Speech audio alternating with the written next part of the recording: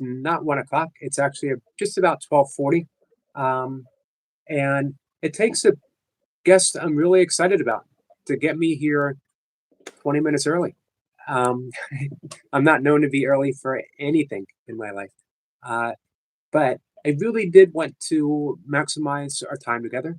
Peter, I'm very much appreciative of you giving me this time. I appreciate the invite. Thank you.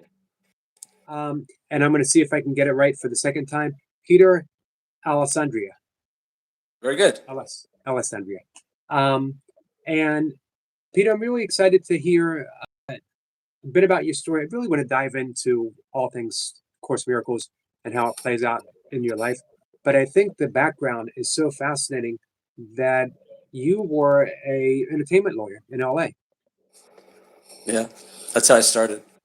and that's a pretty, I mean, it's a pretty exciting job. And you, during the financial crisis, uh, you lost your practice. Basically, yeah. What what what made you not want to dive back in, roll up your sleeves, and build it back up, and instead you went back home to New York City and became a photographer? Yeah, so there was a lot leading up to that moment. So that was 22 years of working in LA as an entertainment attorney. And it was when I moved from New York to Los Angeles that I got inspired to become a creative person myself. Prior to that, I had no experience as a visual artist. I mean, I was in my mid 30s when I picked up a camera for the first time.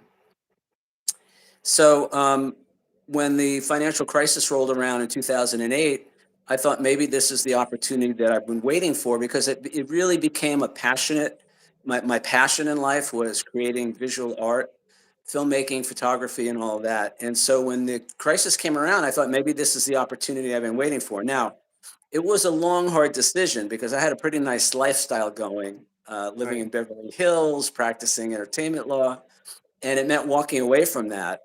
But as I said, after over 20 years of doing that and recognizing that while I could be very grateful for what that occupation provided me in terms of a lifestyle, it wasn't really my passion in life. But I will say this, everything that I learned as an entertainment lawyer, I've used in my own career as a visual artist.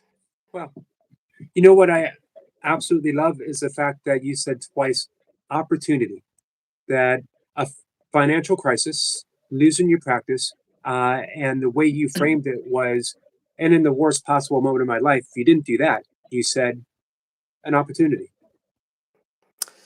Well, I have to be honest, Eric. At first I was not so, I mean, it was a shock to everybody. If you remember, I think you were Right. around in 2008. I mean, it was a huge shock. And a lot of things changed very quickly. And there was a lot of misinformation, perhaps even disinformation. There was a lot of challenges. But over the next few weeks and months, as I kind of got my composure and really thought about it, um, I transformed the crisis into an opportunity.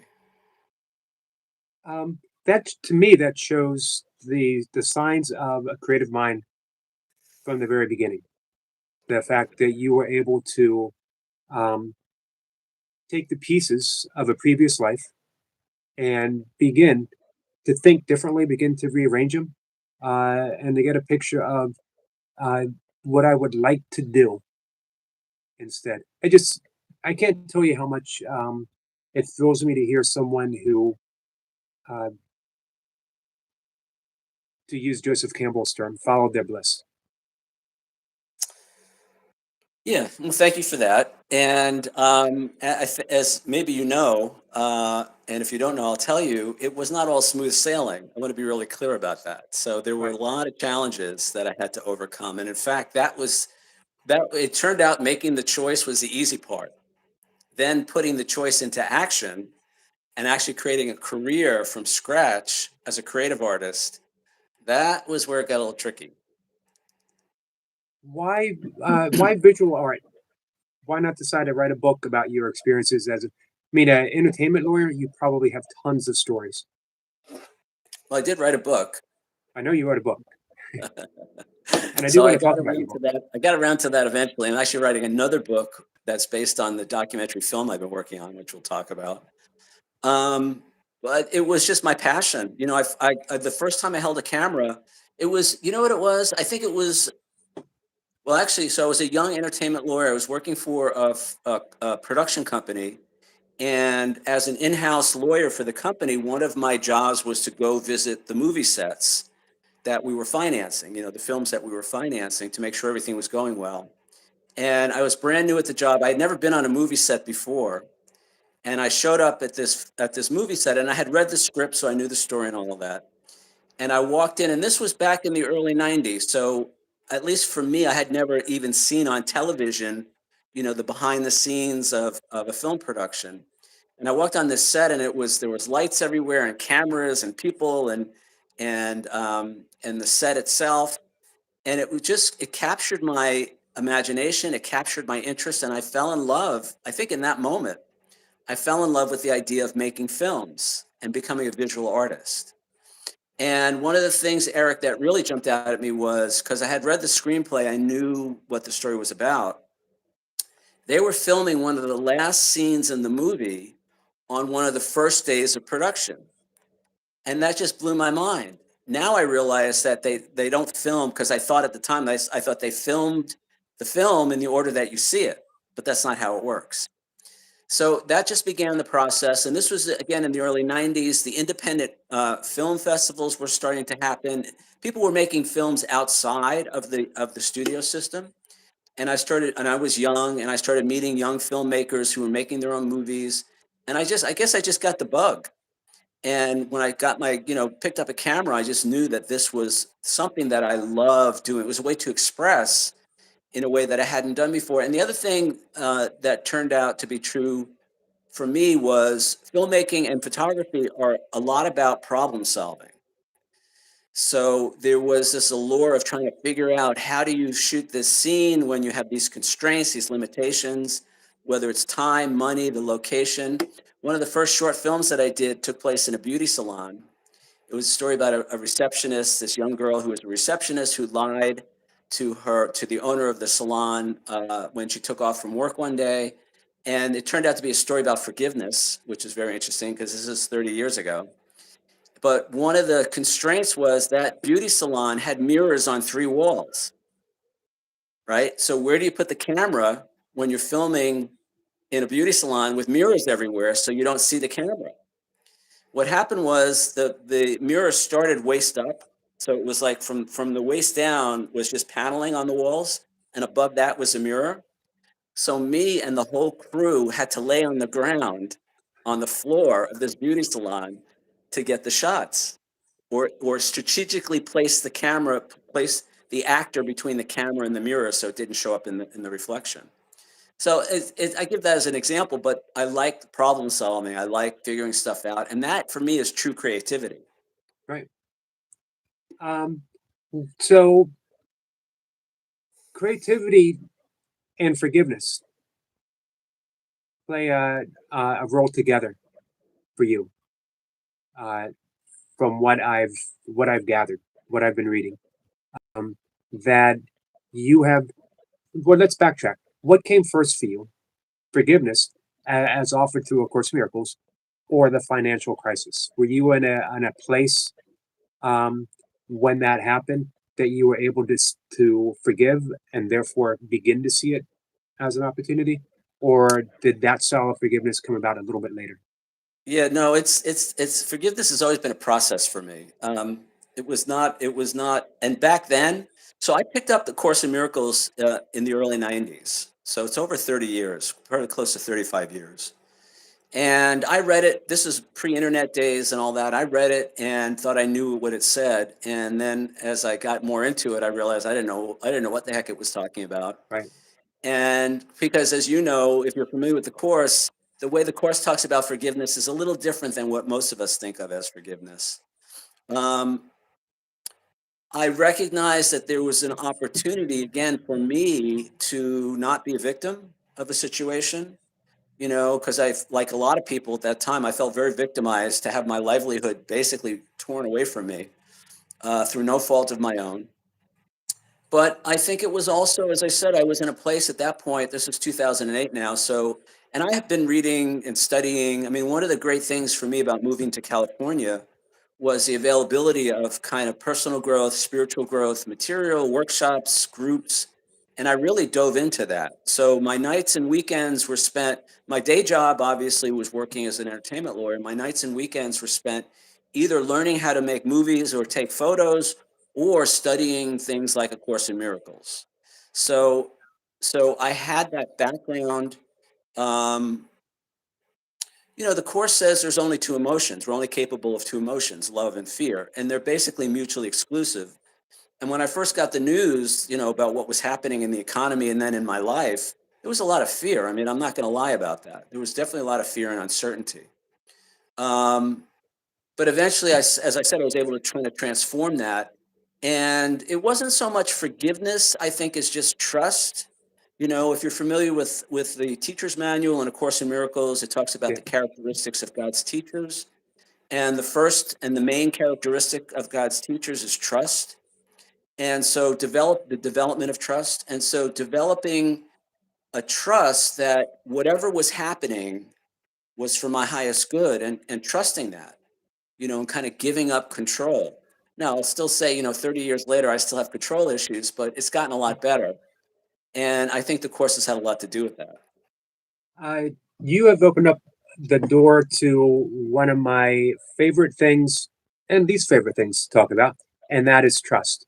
And that is the description of the development of trust, because it can be harrowing. You you feel like you've landed in this spot and you go, okay, I'm trusting. And then the rug is pulled out from beneath you, and you realize that I've been putting my faith in the wrong things. I have been believing that my salvation is going to come from a person, a job, a situation. And as long as we have our belief that that's what we can trust, it's precarious.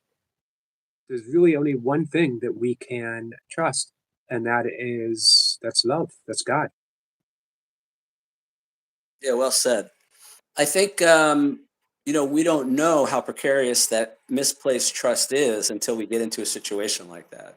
Right. I will say this, for me, one of the lines that I like in the course and that I have applied in my work as a filmmaker, which hopefully we'll talk about, the course says this is a course in how to know yourself. And what I want to say to everybody who's listening, we have that inside of us, right? The course kind of cautions us because, we place our faith in everything outside of us, right? And it gives examples, but things like money, prestige, relationships, we put our trust in those things. And the course is urging us to take that back and put our trust within. Now, what we'll find when we do that is that we're not alone. We have the help of the Holy Spirit and ultimately God, because that's who and what we are as an expression of that in the illusion. So it's not so much that trust is an issue, it's misplaced trust. Right. So learning how to take that power back basically, and become to rely on the guidance that we'll receive from the Holy Spirit, from our higher self. When we stop looking outside ourselves, I think that's the key. I actually wrote about that maybe a week ago. That I've often displayed perfect trust in my life, 100% perfect trust, unfortunately, and all the wrong things. Um, and I have, paid the price of, um, it's not just loss, because in this world, everyone's gonna lose something. Um, but it's that devastation that comes after the loss, that you feel I've trusted, I believed, I thought this was for me, this was my path. Um, and again, only to have everything just crumble away. And had you had you had complete trust in yourself as a entertainment lawyer, um, that would have been so devastating. I think that maybe not be able to rearrange, and probably many people. I think about the stock market in 1929 and how many people were so devastated they jumped off buildings. And I don't imagine it was too different for a lot of people in 2009. Yeah, and you can even look at 2020, what happened in the world in 2020, and I think what's coming around again. We're going to have some issues going forward here, with what's going on in the Middle East and all that. And so, you know, I mean, for me at least, the course offers a way out, right? The course offers direction on all of that, and forgiveness is really the key. The course says forgiveness is the key to happiness. The course also says my salvation comes from me. So learning to not project that outside of ourselves, that something is going to save us, and beginning to form that relationship with the Holy Spirit, with God, with a higher power, whatever you want to call it, and placing our reliance and our trust in that. That's the beginning of, because then it doesn't really matter what's happening in the world. And by the way, the course is very clear. There is no world, and it says this is the central lesson the course attempts to teach.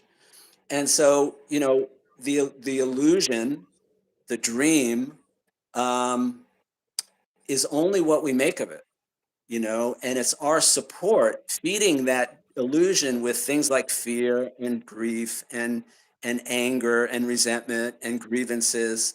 That's what keeps the dream going. That's what keeps the illusion going. And that's why forgiveness, the way the course uses it, is a little different than what we talk about in the real world, or not the unreal world, in the sense that forgiveness is an invitation to withdraw that power, to withdraw that energy, which usually takes a form of condemnation or judgment. Remove that, withdraw that from the illusion, and the illusion begins to lose its hold over us. You mentioned 2020, and that was the pivotal point for me. That's actually why we're having this conversation now, because I had lost my own. I had a personal training business, um, and I was also a full time caregiver for my 90-plus-year-old father with congestive heart failure. So this was a portable business that would show up at people's house, or they would come into my house. And with the shutdown, I couldn't bring people. I couldn't take the risk of bringing anything home to my father. Um, and so I ended up losing my business. In the process, I ended up losing my car, uh, and not knowing what I was going to do. Then, when my father passed away, not only did I lose the person that I cared most about in the world, um, I lost my role as a caregiver. And I remember meditating and offering a little prayer. What should I do? And the answer came very clearly that I'm still a caregiver, but now I have everyone to care for and not just put my focusing on my dad. And that was the birth of my channel, and eventually having these conversations uh, with people again who just absolutely, their story fascinates me. Yeah, and I think that is, you probably heard this before, but the symbol in Chinese for crisis is the same symbol as opportunity. Right. So it's what we make of it. I say this in my book. I'll plug my book for a minute. In my book, I say, the situation is never the problem. The problem is always and only how we see ourselves in that situation. And again, A Course in Miracles says this is a course in how to know yourself. Now, I'm making a documentary film. I've been working on it for almost 3 years now, actually over 3 years. It's called Every Soul Knows, The Joy of Remembering Who We Really Are. And I've interviewed over 60 people, many of whom have had near-death experiences. Other people that I interviewed are psychics, channels, and mediums. They have an experience, quote unquote, on the other side. And the basic premise of that film is, we have no idea who we really are, right? In terms of our true nature as spiritual beings, quote unquote, having a human experience, our relationship to all that is, and so until we shift that, I think until we begin to see ourselves differently, not a lot is going to change in the world. Now, the course also says, as you see him, you will see yourself, meaning as we see our brothers. So if you want to know what you think about yourself, who you are, look at how you think about your brothers, the people that you meet every day in your life. And so there's a lot of opportunity there for us, I believe, to begin to shift that self-identification, that self-awareness. And the title of my book is "Be Bigger Than You Think You Are." And it's the recognition that what holds us back, whether in the illusion, or however we are navigating the illusion, what holds us back are limiting thoughts and beliefs about ourselves. So for me, the real transformation in consciousness will be when we really begin to embrace our divinity, to to embrace our divine heritage, our lineage as spiritual beings of a loving God. You know, the Course says things like, "You are the light of the world." You know, when I first read that, I thought, we're all in trouble. If I'm the light of the world, we're all in trouble, right? But that's a very negative, you know, that's not a really empowered way or self-loving way to see myself. The thing I talk about again in my book is, you know, I went the transformation for me, even though it's within the illusion, was going from being my own worst enemy to my own best friend. You know, it was really learning how to love myself, to accept myself. And that opened up, for me at least, again, within the illusion, within the dream, that opened up a lot of doors. And it's the only reason I'm doing what I'm doing now. I imagine that um, forgiveness must play a great role in creativity for you. I think about it with my own writing, and even here on YouTube. Uh, for me, forgiveness is the great reset button that I go back to ground zero. Every time I forgive, I go back to that raw template where everything begins. So if I make a mistake in my writing, uh, well, back in the day, uh, I would write something stream of conscious, have it on a page, and look at it and think this is awful, and I would tear it apart. I would tear myself apart. Um, and if I posted it and someone read it, gave a negative comment, I would want to tear them apart. You just don't understand. This is a really high spiritual concept, and you just don't get it. Um, and what I found is that any kind of judgment like that limits my creativity. And when I forgive, I go back to that again, point zero, where everything begins, and um, it's fresh, it's new, and I'm able to begin again. Yeah, I see that. I understand that. I think for me, it's also, in terms of creativity specifically, it's also about guidance. You know, what I've learned is that the more I'm tuned in to my guidance, like this whole film that I've been doing, you know, and now the book that I'm writing based on the film, it's very intuitive for me now. You know, what to do, how to structure things, what to say. You know, so it's being open to the guidance that's available. You know, the Course says the script is written, and in a sense, the book and the film that I'm working on right now, they're already completed somewhere in the quantum Right. field. And so it's being open for me again, it's being open to the wisdom, to the guidance that flows. And then there's, from at least from my perspective, there's a little less to forgive. You know, I'm not caught in that loop of forcing, trying to figure things out, you know, my will, not God's will. So that's kind of where I come down with that. Believe me, there's plenty of opportunities in my life to forgive on a daily basis, but at least for now, the creativity seems to flow pretty well when I'm in the guidance part. Right. So the course doesn't use the word surrender, but it's implied throughout that we're literally letting go, we're letting God, to use a recovery term. Uh, how does that play in your creative process, especially filmmaking right now? Well, mostly for me, that's about outcomes, letting go of my idea about how this is going to, you know, how this is going to play out in the world. Um, I have big aspirations, you know, and so far at least, it hasn't gone exactly the way I thought it would or was hoping it would in some ways. And it's not just this particular project, it's other things in my life. So surrender, and again, that just comes back to trust. I mean, the only reason I don't surrender, the opposite of surrender is control. And control is another word for lack of trust, right? So for me at least, um, and there's a line in the Course, something like, you know, what could you not accept if you knew who walked with you and maybe I'm combining two different sections, and everything that happens was planned for your good. I think that might be lesson 130, 135. If I defend myself, I'm attacked, Oh, or right. in my defenselessness, my safety lies. So it's this idea that we we have a lot more help than we think we do, you know, and but it really is, and the course also says, there's only one question you should ever ask: do I want to know my Father's will for me? And so, what I've discovered for me, and I've done a lot of 12-step work over the years, over 20 years. I'm 30 years sober, and it's this idea that not only does God know what we want, but he, she, it probably knows the easiest way to get there, and I can spend a lot of time trying to force outcomes, force solutions, force results, not obtaining those results, and just kind of wearing myself out in the process.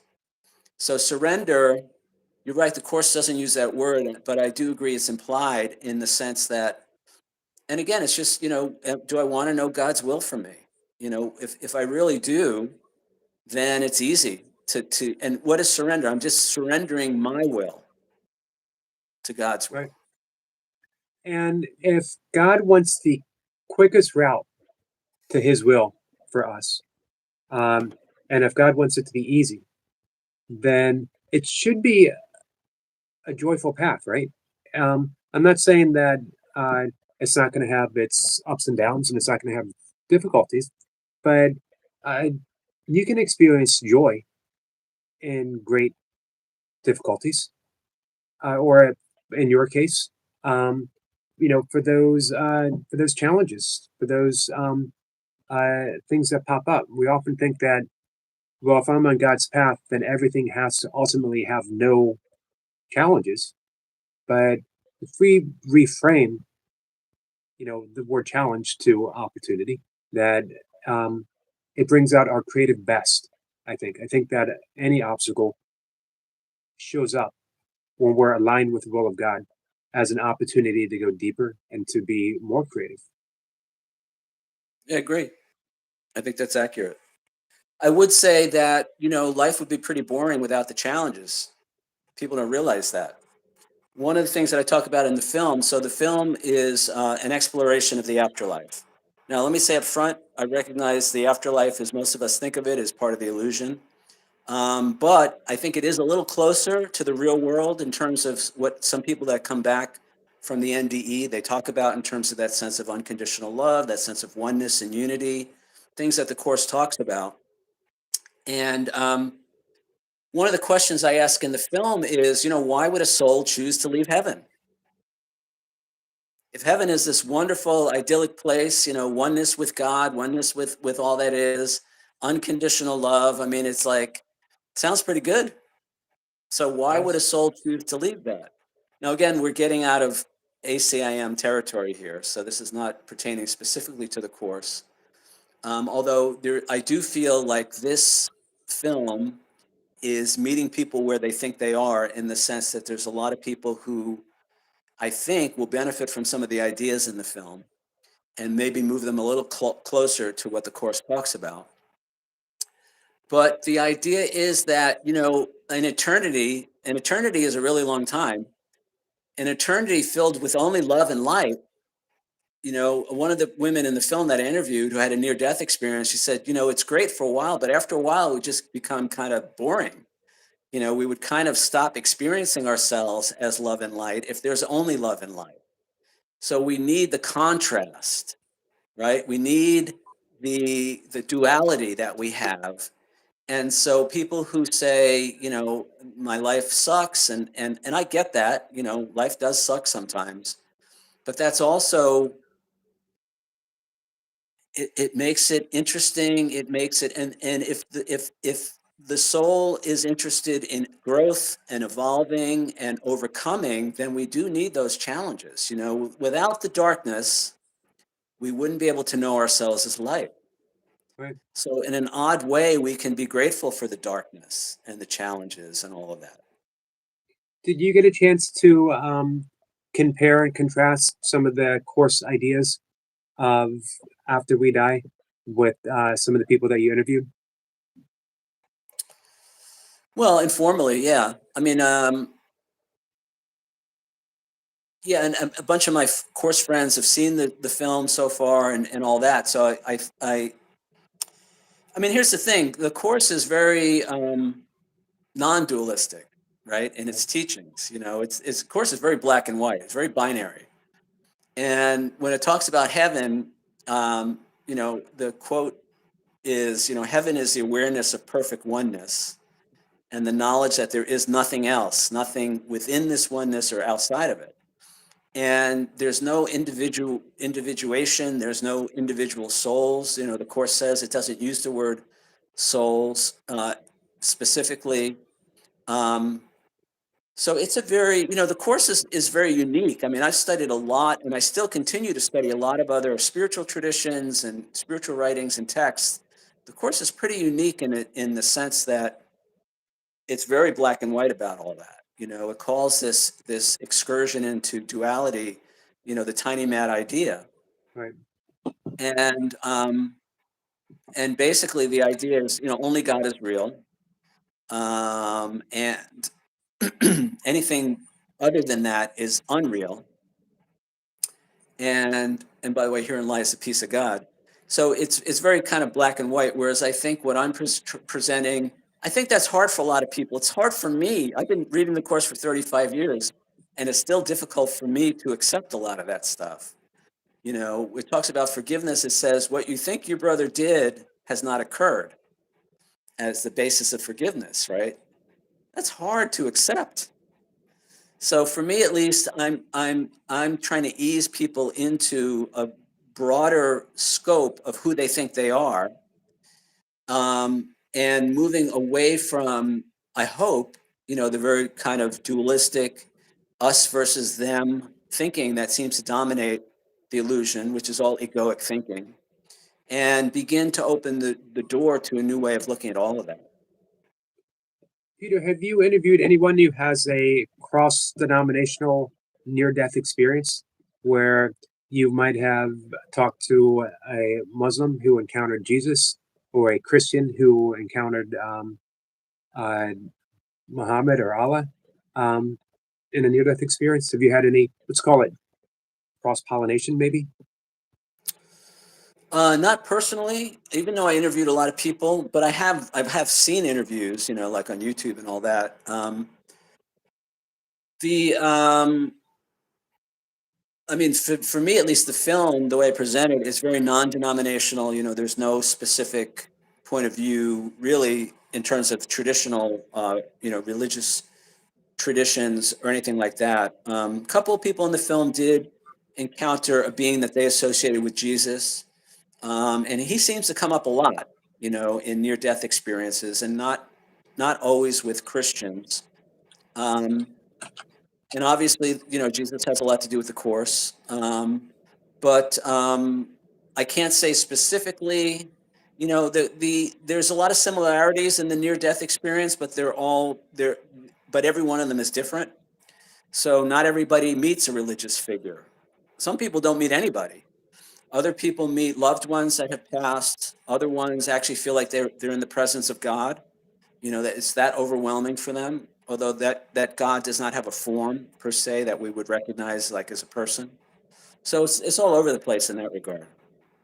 How's interviewing everyone? How has that reshaped your views on the afterlife? It's really transformed me. I was familiar with the near death experience, but I hadn't really dove into it. And not only hearing the stories, but actually meeting the people. Because I did the way I've been filming this documentary. We were in the same room. I wasn't doing webcams or anything like that. We had to be together. And basically, my deal was, if you fly into Newark in New Jersey, I'll pick you up at the airport. I'll bring you to the location. We'll do the interview. If we have time, I'll take you out for dinner. Otherwise, I'll take you back to the airport that same day, so you don't have to stay overnight. And it was some of the best moments with these folks was in the car ride to the airport, just getting to know them as people and to see how in most cases, they all really impressed me as very loving, caring, kind, compassionate, people who just wanted to help make the world a better place. Um, I would imagine there was a lot of um, transformation that some people might not have been uh, on a spiritual path before this happened. That some people might have um, been very career orientated, maybe even at the expense of their family or their health, and that after a near death experience, after um, touching upon heaven, I don't think you can come back and just shrug your shoulders and go back to a regular life. At least not inside, not internally. Yeah, I agree 100%. I mean, that for me is what makes it a real experience. All these people come back transformed. So my mom, love my mom. We have a great relationship. She's seen the film a bunch of times now, and she's not a believer in the afterlife. She says this is beautiful, it's wonderful, but I think it's all a big fairy tale. And she sends me articles from the New York Times that say, when a person has a near death experience, what's actually happening is endorphins are released in the brain and it's a hallucination. And I say, Mom, that may be true in some cases. And obviously, she's not the only one who says this. But I said, at least for the people that I met, I, for it, from outward appearances at least, this transformed their lives. Many of them left careers that were very kind of business oriented to be of service in the world. Some of them go work from Wall Street. They go work in hospice. Things like that, where they really, really care about people and they want to be part of a larger community, and it's no longer just about them. And I said, look, I don't think that kind of transformation happens from a hallucination. I think that there's something really profound that happens, and I can't imagine. And a lot of them say, you can't go back to life as it was before. Once you've been on the other side and seen what's really going on and who we really are, and especially, if you meet somebody like Jesus on the other side, it completely changes you.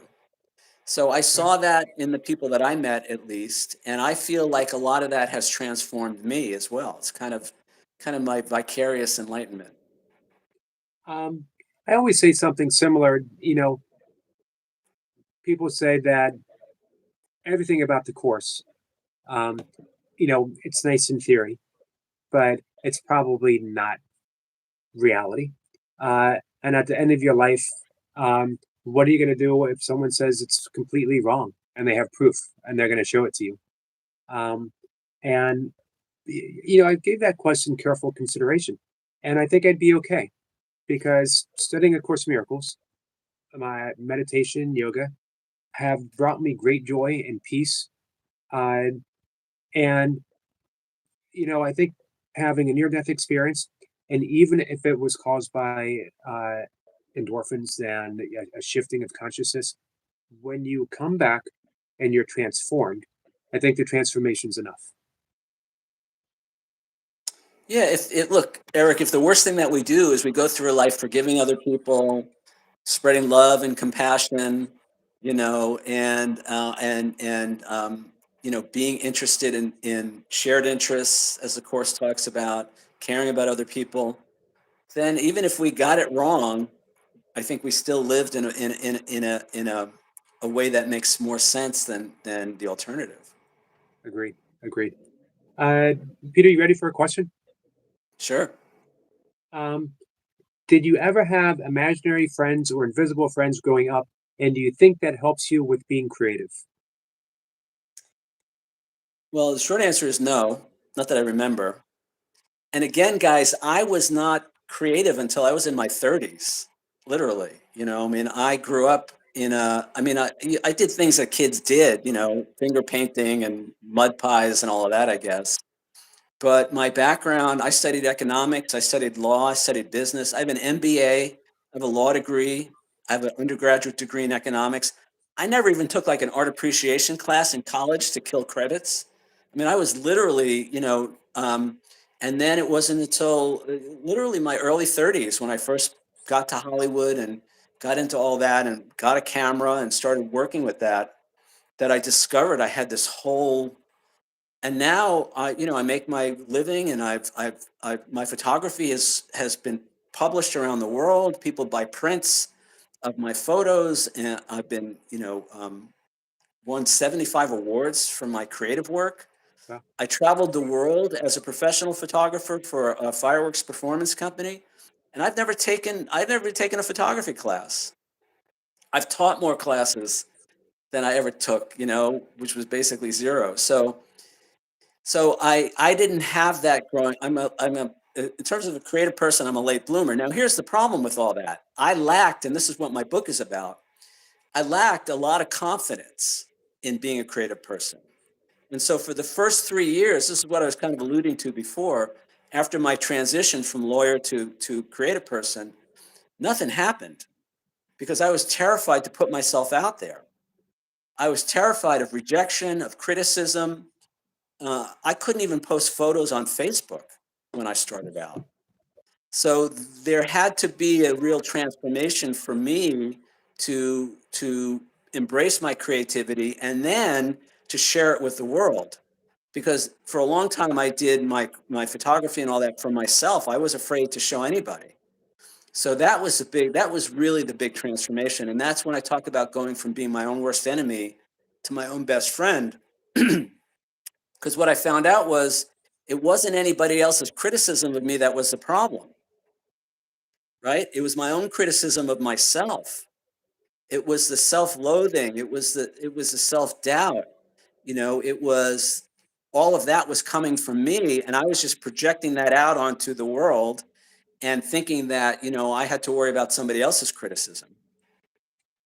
At what point were you able to sort of look at yourself in the mirror, maybe metaphorically or maybe for real, and say, okay, I'm an artist?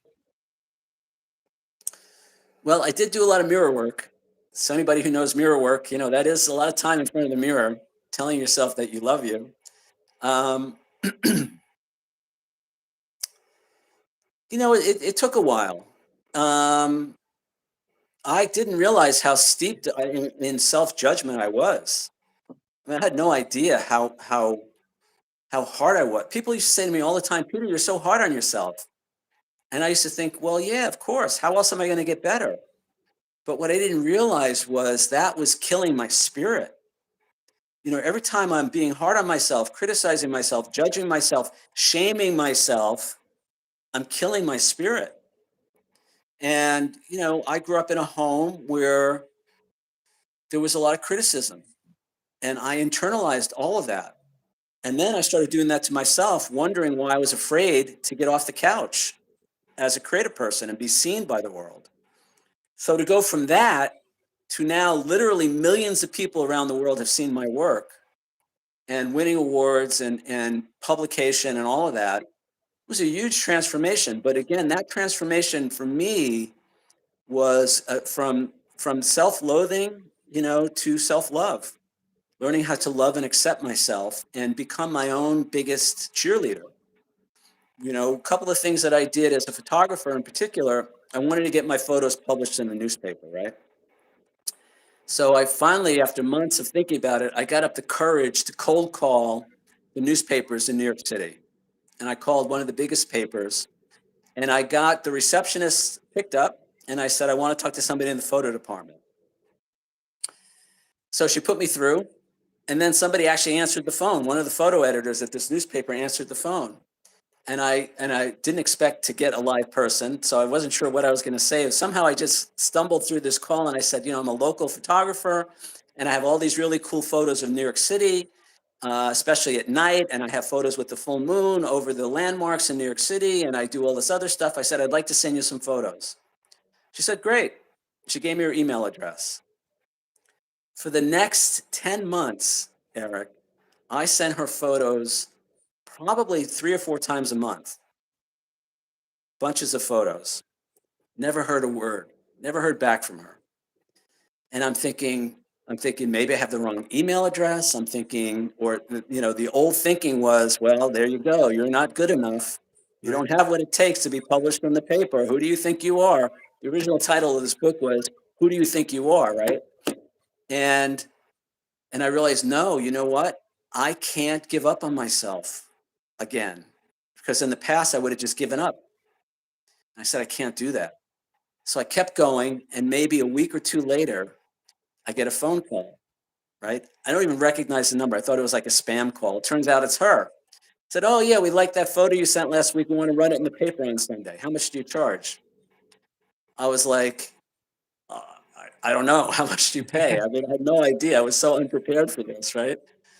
Well, it went from not hearing from them for almost a year to they ended up publishing over the next year or two 11 of my photos in the paper. And then they started calling me. Did you get any photos of the fireworks over New York last night? Or did you get any photos of the storm? So it was this complete transformation. And the only thing that changed was I didn't give up on myself. I didn't shame myself. Oh, there's something wrong with you. You're not good enough. Who do you think you are? You're a fraud. Imposter syndrome. So that's the kind of shift that I had to go through. And there's still room, believe me, I still have moments of self-doubt, but it took that kind of thing. And again, that's what this book is all. I keep holding up this book, but I'm so convinced that this can help people. It's set up as a workbook. So at the end of each chapter, there are exercises to do. And it's all about how I transform my thinking. I talk a lot about the Course in here, although it's not a Course in Miracles book. But it's really how to transform your life by transforming your thinking. um, have you ever read the book, um, The War of Art, Stephen Pressfield? I'm familiar with it, but I haven't read it. He talks about turning professional, and it has nothing to do with getting paid. It has everything to do with thinking that you are a professional and doing what a professional does, which is you show up for your craft, you show up for your artwork every day. Don't make excuses. Um, you work in that self criticism and that self judgment, and you just keep plugging away. Like an example would be sending your photographs for 10 months and never getting a reply. That's what a professional does. And you can step up and be a professional no matter where you are in your creative or artistic career just by sticking with the practice.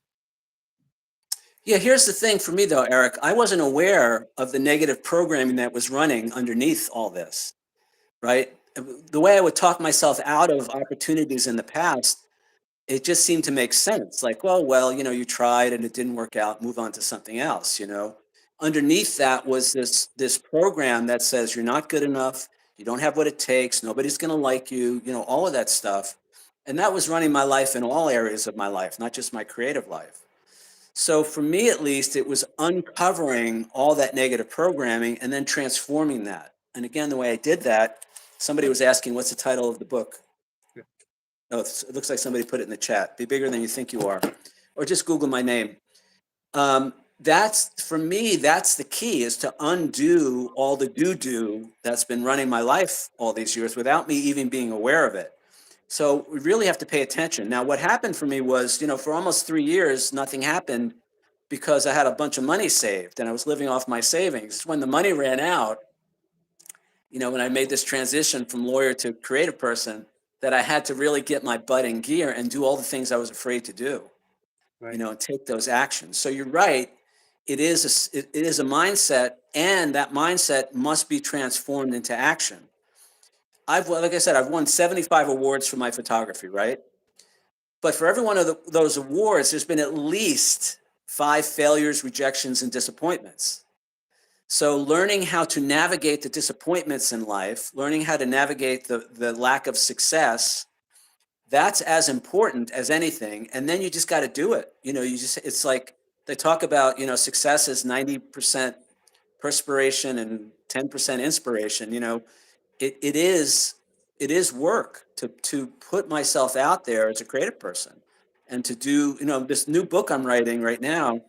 It's a reminder. I got to sit down every day for at least a few hours every day and write. If I don't, the book's not going to get done. Um, you have, I mentioned this quite a few people when they come up and talk that, you know, when I reach out, I think, well, this is going to be a great guest to talk to so many people. And what I find is that they have a personal message for me. And you've been speaking to me directly this entire conversation. Uh, I'm 61. I have a cell phone and an internet connection, uh, and a great love for Course Miracles and various other spiritual paths. But the course is my path. Um, and I have zero editing skills, but somehow I had the idea of inviting course students, teachers, meditation teachers, yogis to come up and have a conversation with me. Um, Bad internet connection and all. Uh, and it just gives me a great hope to hear one, your story, uh, and the passion in which you speak of it. Yeah, guys, without passion, life is pretty pointless as far as I'm concerned, right? Now, not everybody's going to write a book. Some people are passionate about their banana bread recipe, which is great. We need banana bread bakers. Say that 3 times fast. So whatever your passion is, it's great. Pursue that. It is, that old saying that your success begins when you move out of your comfort zone. That's true. And so for me, at least, I had to. This is why I say it's so important. It was like moving from being my own worst enemy to my own best friend means making it safe enough for me to take the risks that I needed to take to have the life that I wanted to have. But that's the whole point of it for me. It's like they say it's not the destination, it's the journey. I wouldn't trade any of it now, for where I am and what I'm doing and what I hope is to come. And I got plenty of challenges and there's plenty to be, concerned about and all that. I put all my money into this film, and I don't have, right now at least, I have no idea how it's going to come back, but I know it's going to come back. And the best thing last year, I took a preview on the road. I went all over the US with the film, drove to Chicago, I drove to Atlanta, showing the film. And it was being in the audience and watching people's faces light up and watching people laugh and cry. And then after every screening, I do an audience Q&A. And the questions, people have questions, and just seeing how the work has the ability to touch other people. People are having spiritual awakenings in the audience watching this film. So I don't know how it's going to come back, but I know it's going to come back. The money and everything else that I put into this, and I'm playing my part in God's plan for salvation, as far as I can tell, because everything has kind of directed me to this moment. So being open to guidance, being open to the idea that you have a purpose, you came here to it, whether it's in the illusion or as the course talks about it, we have a purpose, and we have something to contribute, and we are valuable, we are worthy, we are important, every one of us, in a different way, but nobody is more or better than anybody else. That's what makes life worth living, as far as I'm Okay. concerned. So, Peter, we have about 6 more minutes before you have to go. You have a course study group, right, coming up. I do, yeah. Um, Two things I want to bring to mind is one, when can we all expect to see your movie? All right, so the website is 3 words, everysoulknows.com. So go there for all the information. I was showing the film. Now I'm waiting to hear back from a bunch of film festivals, including the Cannes Film Festival in France. Well, Hopefully, I'm going to hear back this week. But part of the deal with the festivals is you can't show it has to be a premiere at the festival. Now that being said, if you message me on the website, I will send you a link on how you can watch it. It's a $3.99 rental. You can watch it, but I can't make that public. But and the thing is, right now it's a 4-hour project, so I have to figure out exactly. I can't show a 4-hour film. I have to figure out how I'm going to present it. But the other thing I want to do is have the book and the film ready to go at the same time.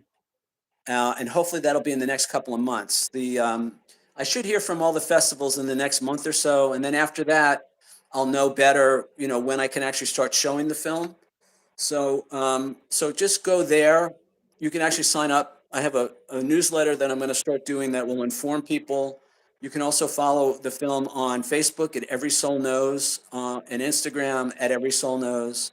You can follow me on Facebook or Instagram, my name at Peter Alessandria, and I will be presenting, sharing updates on all that. Okay. And anything that you want to send me a messenger, I can add on into the description.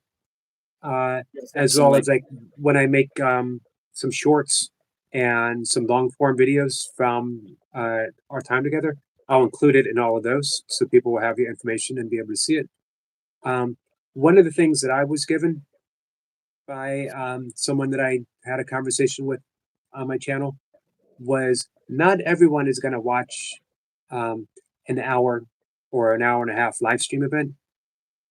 Uh, It can just be, long. Our attention spans aren't what they used to be. But the people who need it are going to get a 30-second or a 1 minute or a 3 minute YouTube short of Peter talking about inspiration and talking about following your dreams and about facing your fear. And it's going to be the exact thing that they need. It's going to be delivered by the algorithm right to their screen. And it's going to make all the difference in the world. I have no doubt um, about that, that you have just your journey of making the film I think is going to touch a lot of people. Yeah, I hope so. And I'm just doing what I can do. I feel like to make my contribution. Just a little tip for people: you can speed up the YouTube video. So I watch everything at 1.5 or even 2 times speed in the Oh, wow. playback. So you get to watch 2 times can be a lot, but 1.5 seems to be the sweet spot. So if something is an hour, now it'll be only, what is that, 45 minutes if you do 1.5 times. Right. Um, but yeah, so and I have to thank the YouTube algorithm. I mean, that's how I found a lot of the people for my film was through what was showing up in my feed. I think God works through all Holy Spirit. God works through everything, and so. Um, I try not. I mean, I love social media. I know a lot of people have mixed feelings about social media, and it can be a real dark place. But for me, it's been great. I've met so many people in my photography career, in my filmmaking career. I've met so many wonderful, amazing people on Facebook, Instagram. I don't do TikTok. And even YouTube. It's all a gift. We do have to be responsible, in terms of how much time we spend on it and what our intention and what our purpose is in using it. But it's been a great way to get connected with other people. And a dark place is a wonderful opportunity to offer a little bit of light. Yeah, you mentioned my TEDx talk that I did a couple of years ago. That came Right. out of an interaction on Facebook where somebody attacked me on Facebook for one of my photos, and so that turned into my TEDx talk, and it's in the book. And I have talked a lot about that. Completely wonderful opportunity for me to go from being a victim to actually helping somebody, being of service to somebody, and Right. myself in the process. Very last question. I promise you.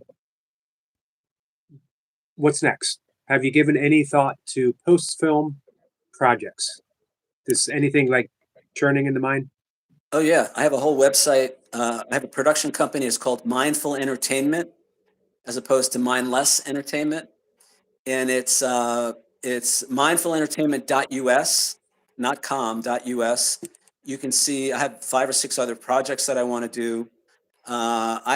I have plans for the documentary, perhaps turn that into a whole teaching organization where I take people from the film and we do live in-person retreats, workshops and all of that. So yeah, there's a lot coming.